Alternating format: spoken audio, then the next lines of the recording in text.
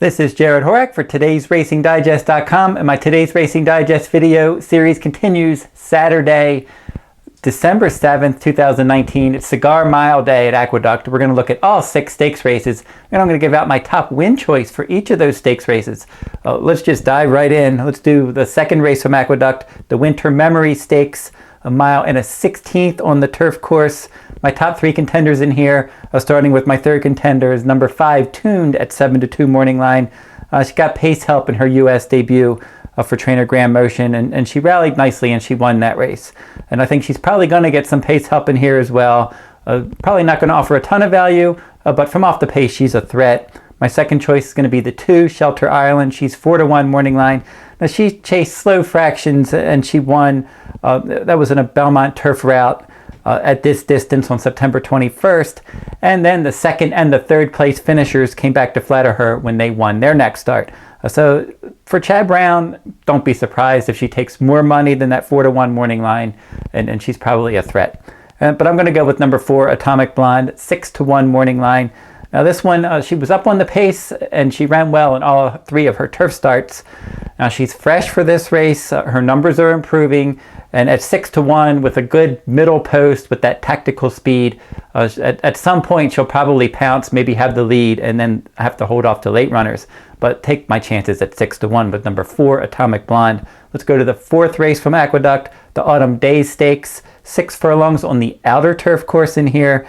Number 3, Rose Flower, will be my 4th choice in here. She's 6-1 morning line. She's 3 for 4 in turf sprints, but those 3 wins were at 7 furlongs. This is 6 furlongs. She might run out of ground. Number 1, Rocky Policy, will be my 3rd choice, 6-1 morning line. This one, she's been in decent form since Bob Hess Jr. claimed her back on August 1st. She's run well in back-to-back races, and then Javier Castellano got to know her last time when she rallied to finish 2nd at Keeneland on October 13th. And she did break from the inside post that day as well, so we know she can handle that inside post. She'll probably rally from off the pace. The 7, Fire Key, is the one to beat, 9-5 morning line, will be my 2nd choice. She's versatile. She can set the pace. She can stalk. She can close. She almost always finishes 1st and 2nd in 6 furlong turf races. So she's a very solid contender, but not going to offer a lot of value. I'm going to go with the 4, Broadway Run, as my top choice. This one's 3-1 morning line. She hasn't quite been as good this year in 4 starts, but she did run well in 2 of those 4 starts. The only 2 times she didn't come in, she had outer posts in those races, and neither of those races were at 6 furlongs. So now she drew a good post. She's taking the blinkers off. Her winning rider, Luis Saez, is going to ride her back.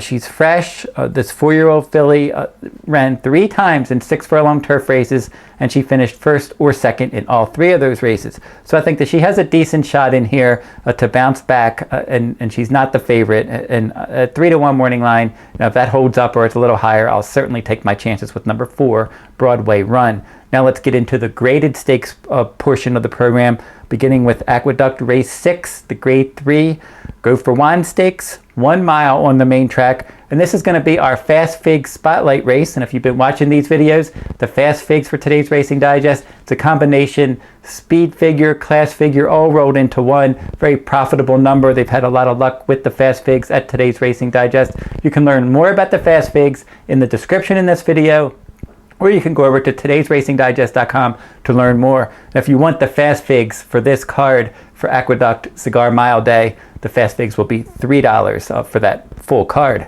But the Fast Figs, as I said, this is the Spotlight race. Another broad, number 4, has the best Fast Figs in here, a 133. 3 horses are tied with 129, and then including Cigar Row, our Supernova, and then Spice Perfection, your favorite, has a 127. So another broad has a solid 4-point lead in the Fast Figs in here. Now we mentioned our Supernova. It's one of the ones with a 129. Now this one, that was a nice win last time out. 7 furlong victory against New York bred stakes foes. So now he's going to step up and face graded company this time. She does like this course and distance. She drew a decent post. Number 5, Cigar Row, 8-1 morning line. The big question here is the 1 mile distance. This 1 mile race will be around 1 turn. But she's made some nice progression this year for trainer Mike Stidham. I've picked her on a few occasions. She's run well, and she ran well last time. She's got running style versatility. Last time out, a nice stakes victory at Aqueduct. That was the Pumpkin Pie Stakes. Joel Rosario rode. He's going to ride her back. Every time Rosario rides, she seems to do well. Number 3, Spice Perfection, 3 to 5 morning line. Certainly the one to beat. If she can handle this extra distance today, she's certainly a very likely winner. She's a 2-time Grade 1 winner. She's reconnecting with Javier Castellano today. He's ridden her to victory before. She's probably going to be up close to the pace. The pace doesn't look to be that quick in here, but I am going to go with number 4, Another Broad. 7 to 2 morning line. She's the fast fig horse with the 133 that we mentioned a bit earlier. Now, she does own competitive numbers. She fits with these, it seems like, from a class standpoint. The big question is she going to get enough pace help? There's not a ton of pace in here, but some of these are a little bit questionable at the distance, including Spice Perfection and Cigar Row. But I know Another Broad cutting back can certainly get it. And she likes Aqueduct. That could be the key. She won the Top Flight Stakes at Aqueduct on April 13th. And then last time, she was clearly second best in the Turn Back the Alarm Stakes at Aqueduct on November 2nd at 1 mile and an eighth. And she has won twice at this distance. So I'm going to take my chances with the 4, Another Broad. Let's jump to Aqueduct Race 8, the Grade 2 Demoiselle for 2-year-old fillies, 1 mile and an eighth on the main track in here. And we'll give out my top 3 in here. My third choice is going to be the 10, Daphne Moon, 8 to 1 morning line. I liked her last time, but she didn't run well. But in her debut, she went last to first at 7 furlongs on August 4th. It's not easy to win 7 furlongs first time out, but she did just that. And then I thought she got the wrong setup in the Frizette Stakes. The speed kept going. There wasn't a ton of pace, and she really didn't run her best race. But Jose Ortiz is going to ride back, and I think that she has a decent shot if she can get a bit more pace help. The 2, Medine, 7 to 2 morning line. She exits back-to-back victories. Those were 1 mile races around one turn. She's bred to get this 2-turn distance. She seems like she's one that's on the upswing, and I think that Medine, number 2, is a solid threat to finish somewhere in the top 3. But I'm going to go with the 5, Alondra. 4 to 1 morning line for trainer Shug McGahee. This one's been part of my Kentucky Oaks 2020 list since I started that list in September. And she's shown good promise in her first 2 starts. Her career debut, she went wire to wire, 7 furlongs at Saratoga on September 1st. Now, Shug McGahee runners, a lot of them don't show speed right out of the box. Sometimes he gives them a start, but this one showed good speed, kept on going, solid speed figure in that September 1st debut. And then in the Alcibiades, she wasn't anywhere near the lead there. She stretched out, Grade 1, second time out. But she did make a long, sustained run to finish 3rd there. And I thought that was a solid enough effort. The winner of that race was British Idiom, and British Idiom is undefeated for trainer Brad Cox. She's your likely 2-year-old filly champion. She won the Breeders' Cup Juvenile Fillies. So this Shug McGahee filly here, bred to go all day. Joel Rosario is going to ride back. She seems to be in training steadily. She's not training super fast, but she's training steadily for this race. She's going to get some pace help, and I think Alondra is going to be along in time in the Demoiselle Stakes.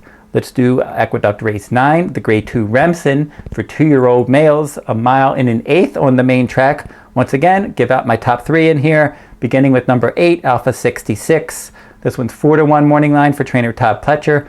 More of a grinding type runner, doesn't have a big turn of foot, but maybe that'll work out well in this 1 mile and an eighth distance. I think he's probably going to like this extra real estate for trainer Todd Pletcher. He does have decent stats when he has his horses removing blinkers. This one was a $400,000 purchase. Liam's map is the sire. He's fresh. The debut, he ground out a nice victory there. Well back to the show finisher. And then last time in the Champagne, didn't get a ton of pace help, just kind of ran in place, raced evenly. But now this extra distance, he could move forward. Aja Weed, number 4, will be my second choice. This one's 9 to 2 morning line for trainer Karen McLaughlin. Really did improve second time out, beating today's rival, number 2 of Forza de Oro in the process. Now in that race, that was at Belmont Park on September 11th. Aja Weed was inside, got the jump.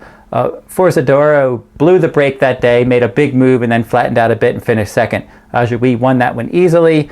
And then he came back and ran in the Breeders' Futurity Stakes, and he didn't really move forward. He was beaten 11 lengths. He finished 4th, passed some tired rivals. I don't think he's going to have any problem with this distance.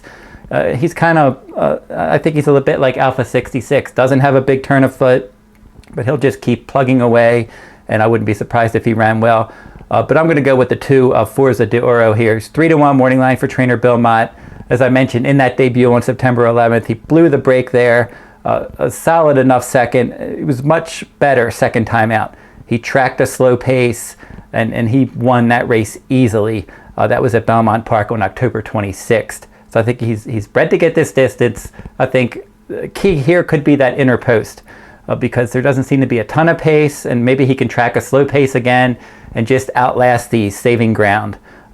So number 2, Forza de Oro, is going to be my top choice in the Remsen. Finally, Aqueduct Race 10, the Grade 1 Cigar Mile. 1 mile on the main track, and let's just mention some of the contenders in here.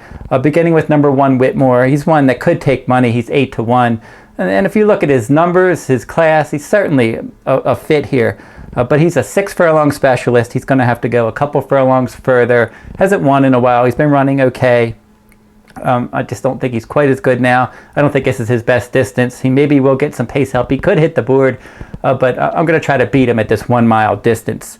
You have a couple horses for trainer Chad Brown. A number 8, Network Effect, 15-1, and then 15-1 Looking At Bikinis as well. They're both lightly raced. They're both coming off victories against Allowance Company.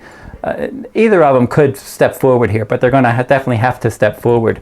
But I wouldn't be shocked if either of them did well. Network Effect, he did win at this course and distance on November 10th, coming off of a long layoff. And then Looking At Bikinis is 3 for 3 around 1 turn. Now we'll start to get to the top 3 and the big runners in this race. The 5 Maximum Security is going to be my 3rd choice. 3-2 morning line, 4 for 4 around 1 turn.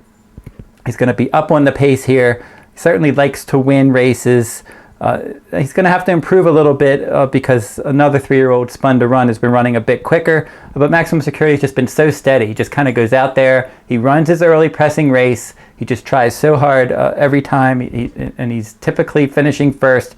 But he's kind of running the same number every time. He's going to have to step forward here if he's going to beat my 2nd choice, the 6 Spun to Run, and he's 5-2, and I wouldn't be surprised if he took more money than that, especially because he won the Breeders' Cup Dirt Mile last time out. Now, Maximum Security did beat him in the Haskell, but Spun to Run's been running faster in his last few starts, so he's much improved, whereas I said Maximum Security is kind of just running the same solid numbers every time. And Spun to Run drew outside of Maximum Security, so that could be key. They both have early pressing speed. They're both going to be forwardly placed.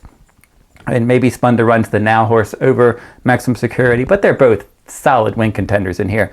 I'm going to go with the 2 Bal Harbour. I don't think he's the most likely winner. He hasn't won a race this year even, but he's been very consistent hitting the board. He's 8-1 morning line, and I just think that he could fall into the right trip. The horses around Bal Harbour, the horse towards the inside, and then the others around him, they're closers. Like Whitmore's the 1, and then Bal Harbour's the 2, so Whitmore's not going to show any speed.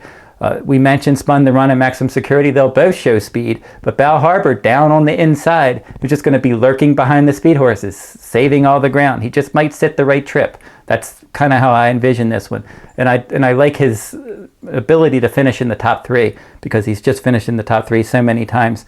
So I'm going to see him running a nice forwardly placed trip behind the speed. I hope the speed comes back a bit.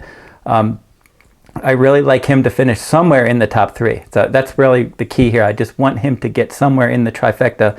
And I'll think, especially even if Spun to Run or Maximum Security win this race, if I can get Bal Harbour somewhere in there, maybe I can hit the exacta or the trifecta in this race. As I said, he's winless in 6 starts this year, but he finished 2nd or 3rd 5 times. He's run against Grade 1 company. He's just been so solid. Now, in his last race, in the slop in the Fayette Stakes, that was a Grade 2 at Keeneland on October 25th, he ended up finishing 3rd. The top 2 runners in there, Tom's D'Etat, Mr. Freeze, they came back to finish 1st and 3rd in the Grade 1 Clark at Churchill Downs last week. So he exits a productive race. He's been solid all year. He's won at this 1 mile distance before, and he's going to offer some value. He's 8-1. He could be higher than that for sure. So we'll go with Bal Harbour as the value top choice, but I think he's got a better chance to hit the board, but we will go with him. So that will wrap up the look at the 6 stakes races from Aqueduct.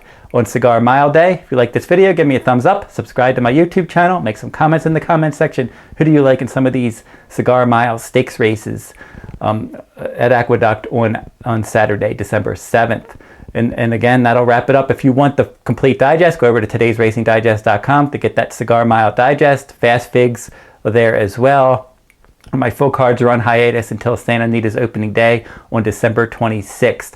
And that will wrap up this week's video. I'll be back next week with another stakes race from around the country.